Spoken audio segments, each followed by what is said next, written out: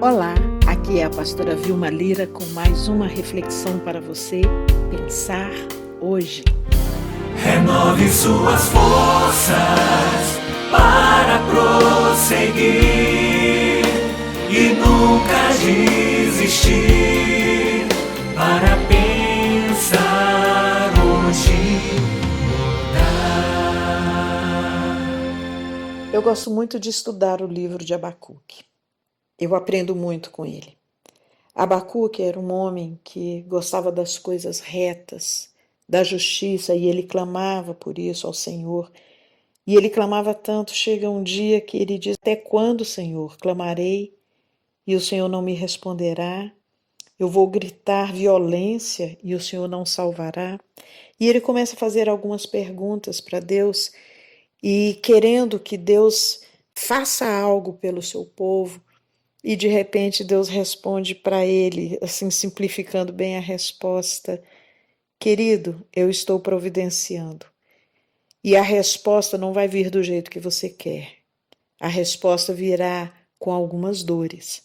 Muitas vezes nós estamos pedindo a Deus algumas coisas e nós já vimos pedindo a Deus, e de repente quando a gente vê, Deus permite algo acontecer que estremece as nações, que estremece a nossa vida, que tira todo mundo do prumo, e a gente fica com a sensação de que não é Deus que está permitindo isso, porque Deus é bom, porque Deus é todo graça, e Ele é realmente. Mas muitas vezes Deus precisa permitir alguns abalos na nossa vida para que a gente caia na realidade e a gente perceba que com Deus não se zomba. E Ele continua sendo o mesmo Deus, e com Ele não se brinca. E Deus está esperando de nós uma resposta. Nesse livro, existe no capítulo 2 o que se chama de os 5 ais, que é uma coisa que eu estou pensando muito nesses dias ao ler Abacuque, e eu gostaria de levar você a pensar. Quando se fala em ai, dá a sensação meio assim, coitado de. Então aqui no capítulo 2, versículo 7, começa dizendo assim: ai daquele que acumula o que não é seu. Até quando? E daquele que a si mesmo se carrega de penhores. Isso aqui tem a ver com cobiça, com avareza, e Deus está dizendo, ó, coitado de quem vive assim. No caso aqui ele está se referindo a um povo específico, aos caldeus, mas tudo que tem na Bíblia vale para nós também. Então esse é o primeiro ai. Ai daquele que acumula o que não é seu. E aqui diz assim, não se levantarão de repente os teus credores? Será que isso vai ficar desse jeito? Eu estou vendo tantas pessoas agora com a mão na cabeça porque está super endividado, porque acumulou muita coisa que não era para acumular. E tem aqui um ai assim. Coitado daquele que acumula o que não é seu. Depois no versículo 9 do capítulo 2 de Abacuque está escrito assim: ai daquele que ajunta em sua casa bens mal adquiridos.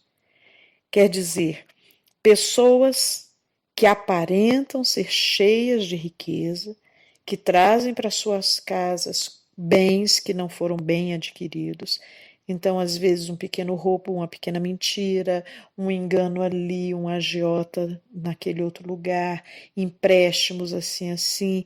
Então, são pessoas que vão ajuntando na sua casa bens mal adquiridos. E aqui fala que pessoas assim maquinam vergonha para a sua própria casa e destrói a si mesmo e a povos, e que peca contra a própria alma. Então, coitado daquele que ajunta em sua casa bens mal adquiridos. Versículo 12 diz assim: ai daquele que edifica a cidade com sangue, fundamenta com iniquidade. Aqui já está falando de coitado daqueles governantes, principalmente os governantes. E aqui no versículo 12 está dizendo assim: será que não vem o Senhor dos Exércitos, que vai labutar contra essas nações? Existe um Senhor soberano, existe um Senhor que tem todos os exércitos nas suas mãos. Então, coitado daquele que edifica a cidade com sangue e a fundamenta com iniquidade, com corrupção, com coisas erradas. Isso não vai dar certo. Versículo 15 tem um outro ai, que diz assim: ai daquele que dá de beber ao seu companheiro, misturando a bebida, o seu furor, e que embebeda para ali contemplar as vergonhas. Isso aqui tem a ver com engano. Ai daqueles que enganam os outros. Tem pessoas que não embriagam as pessoas com bebida para enganá-las. Tem pessoas que embriagam as pessoas com palavras, com bajulações. E aqui a palavra do Senhor está dizendo: ai de quem age assim, porque você vai acabar bebendo desse mesmo cálice. Você vai acabar chegando uma hora em que o Senhor vai fazer você beber de engano também. E o último ai aqui está dizendo assim, versículo 19: ai daquele que diz a madeira acorda e a pedra muda, desperta. Pode o ídolo ensinar? E aqui está se referindo à idolatria. São 5 coisas aqui nesse capítulo para a gente refletir. Será que a gente está acumulando coisas que não são nossas? Comprando e comprando coisas por causa de cobiça, por causa de inveja, por causa de consumismo, e aqui está dizendo que de repente os credores vão se levantar. Será que nós não estamos ajuntando nas nossas casas bens mal adquiridos, que não estão sendo adquiridos com o suor do nosso rosto, estão sendo adquiridos às vezes com um imposto de renda fraudulento, talvez com alguns conchavos, algumas coisas assim, e a gente pensa, não, isso só os políticos que fazem. Não, muitos de nós fazemos isso também, em pequenas coisas, mas aqui fala que nós estamos trazendo vergonha sobre a nossa casa. O terceiro A, então, que diz sobre os políticos, principalmente os líderes que edificam a cidade com sangue e fundamenta com iniquidade, mas tem a ver conosco também. Muitas vezes nós concordamos com isso, nós nos calamos, nós fazemos de conta que não, fulano é perfeito, aquele governante é perfeito, ele é isso, ele é aquilo, e a gente fica cego para as coisas que estão acontecendo. E a palavra de Deus diz que ai daquele também que enganar o seu irmão, que enganar o seu próximo, porque a pessoa que faz isso, seja embebedando alguém, seja conspirando contra alguém, seja bajulando alguém, mas que usa de engano, vai beber do próprio cálice. E chegará a sua vez, diz a palavra, de tomar o cálice da mão direita do Senhor, e isso cairá sobre você. E por último, ai daquele que idolatra algo que não pode ensinar, que não tem fôlego nenhum. Muitas vezes nós estamos idolatrando nosso trabalho, nosso carro, nossa empresa, o dinheiro, a própria saúde, a própria beleza, seja lá o que for, líderes. E aqui está dizendo, olha, para com isso. Porque eis que está encoberto de ouro e de prata, mas o seu interior não há fôlego nenhum.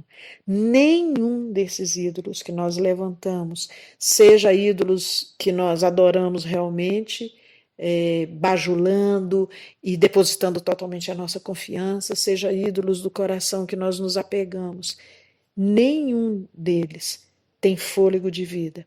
Nenhum deles é um Deus verdadeiro. Então, que hoje você pare para pensar um pouquinho, leia novamente esse capítulo 2 de Abacuque e faça uma reflexão sobre tudo isso que nós estamos vivendo. E aqui está dizendo o seguinte: o Senhor, porém, está no seu santo templo, cale-se diante dele toda a terra. Isso quer dizer, pare, reflita e tema. Hoje nós estamos com uma pregação de um evangelho muito light, que é graça, mas Deus continua dizendo, olha, eu sou o Senhor sobre toda a terra, cale-se diante de mim. Tenha um mínimo de respeito com a santidade do Senhor, com a sua majestade, e nós estamos vivendo de uma maneira muito relaxada. Eu sei que essa reflexão não é aquela reflexão que põe a gente muito para cima, mas essas reflexões no futuro colocam a gente muito para cima, porque a gente começa a perceber que não é assim que nós precisamos viver e não é assim que Deus quer que nós vivamos. Deus quer que o seu povo viva de uma maneira e viva num patamar muito mais elevado, viva numa outra dimensão. E no tempo certo nós vamos colhendo essas nossas escolhas. Então que nós não precisemos ver Deus dizendo para nós, coitado de você, meu filho, porque escolheu isso, isso, isso. Mas que Deus olhe para nós e diga, servo bom e fiel, você tem sido fiel no pouco, eu vou te colocar sobre o muito. Porque você tem ouvido a minha palavra, porque você tem cuidado de viver de forma reta. E por isso você entra aqui no meu gozo, entra na minha alegria. Viver com Deus é sempre o melhor caminho. Que Deus te abençoe. Um beijo no seu coração. Renove suas forças para prosseguir e nunca desistir. Para